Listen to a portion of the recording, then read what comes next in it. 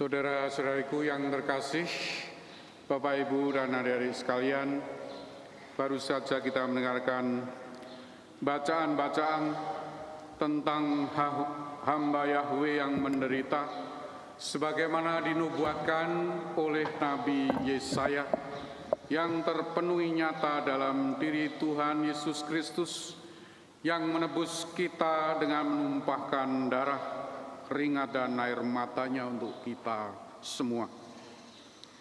Lewat sengsara wafat dan kebangkitannya, sebagaimana kita dengarkan dalam kisah sengsara. Dengan cara itulah firman Allah yang jadi manusia menjalankan tugasnya sebagai imam agung untuk menyelamatkan kita manusia, menebus kita dengan tubuh dan darahnya. Kisah sengsara dari Injil Yohanes, sang murid yang terkasih, begitu lengkap dan detail diwariskan kepada kita untuk membantu kita mensyukuri karya penebusan Tuhan. Saudara-saudaraku yang terkasih, Yohaneslah satu-satunya rasul yang pergi bersama para wanita sampai penyaliban di Golgota, ketika semua rasul lainnya melarikan diri atau berkhianat atau menyangkal.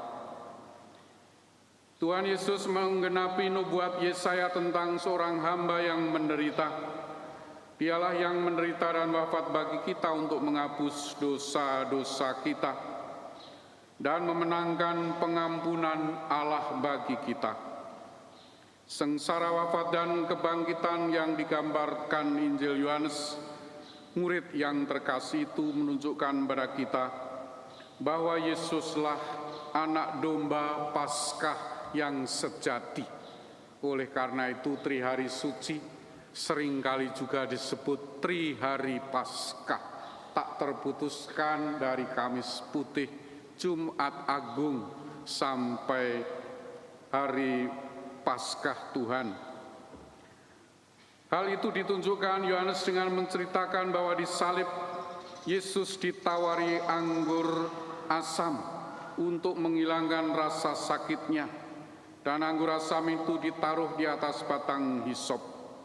Hisop adalah tanaman yang digunakan oleh orang Israel pada Paskah pertama untuk mengoleskan darah di sekitar pintu rumahnya, agar mereka selamat di malam Tuhan lewat, sementara anak-anak sulung orang Mesir meninggal dunia.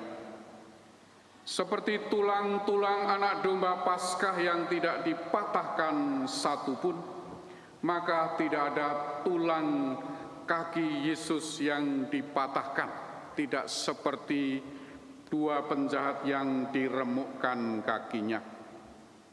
Darah anak domba Paskah yang pertama menyelamatkan nyawa orang Israel dari perbudakan Mesir.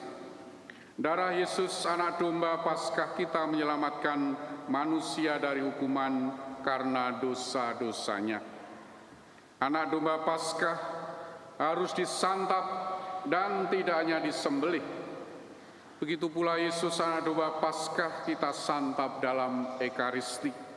Nanti kita juga akan mendapat kesempatan menyantap tubuh Kristus. Kita mendengar tadi bahwa setelah Yesus wafat, seorang tentara menusuk lambung Yesus dengan tombak, dan darah serta air keluar dari lambungnya. Yohanes menulis sebagai seorang saksi mata melihat ini, memberikan kesaksian tentang hal itu, dan kita percayai kesaksiannya benar. Mengapa kesaksian keluarnya air dan darah dari lambung Kristus perlu dicatat, dipersaksikan, disampaikan kepada kita semua? Karena sejak awal mula gereja memahami darah dan air melambangkan sakramen-sakramen yang berasal dari Kristus di kayu salib. Darah dan air secara khusus melambangkan sakramen pembaptisan dan Ekaristi. Pembaptisan dan Ekaristi tidak hanya diwakili dalam darah dan air Kristus, namun kuasa dan rahmat semua sakramen mengalir kepada kita dari Kristus di kayu salib yang akan kita hormati nanti pada waktunya. Ketika kita menerima sakramen secara rohani, kita berdiri di bawah Yesus di kayu salib dan disucikan kembali oleh Kristus dan mengambil bagian lebih banyak dalam kehidupannya yang Tuhan berikan bagi kita. Ada yang menarik dari misa Krisma kemarin, setelah selesai ada OMK mendekati saya, lalu mengadakan percakapan kecil ini. Romo, sebutkan mana ayat kitab suci yang paling mengesan dari Romo. Anda sekalian pasti punya ayat masing-masing atau kutipan perikop masing-masing. Secara spontan saya menjawab, begitu besar kasih Allah akan dunia ini, sehingga Ia telah mengaruniakan anaknya yang tunggal, supaya setiap orang yang percaya kepadanya tidak binasa, melainkan beroleh hidup yang kekal. Anak itu hafal. Yohanes 3 ayat 16 ya Romo ya. Lalu dia bertanya, siapa rasul favorit Romo?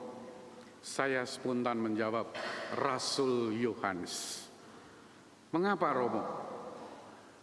Karena dia mengajarkan kita secara sederhana Allah adalah kasih.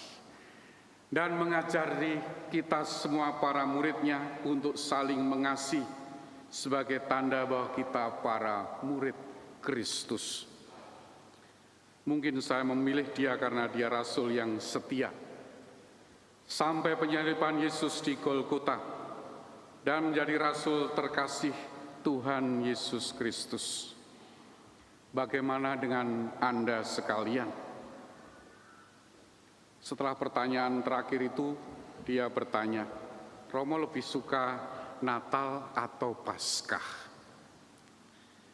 Saya menjawab, saya lebih suka Paskah, karena Natal tidak berarti tanpa Paskah.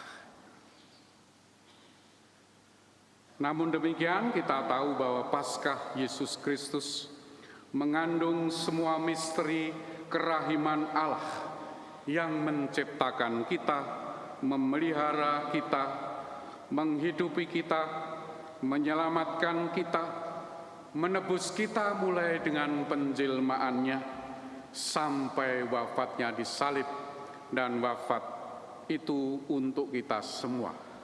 Dan pada waktunya dia akan bangkit. Maka wafat Tuhan hari ini bukan akhir, tetapi akan kita lanjutkan dalam iman akan Tuhan yang bangkit. Marilah kita lanjutkan perayaan syukur atas iman kita akan Tuhan yang menebus kita, yang menjadi imam agung kita, pengantara kita kepada Allah. Karena disebutkan dalam Injil tadi, dialah yang sudah melintasi semua langit. Kita lanjutkan dengan doa-doa permohonan kita.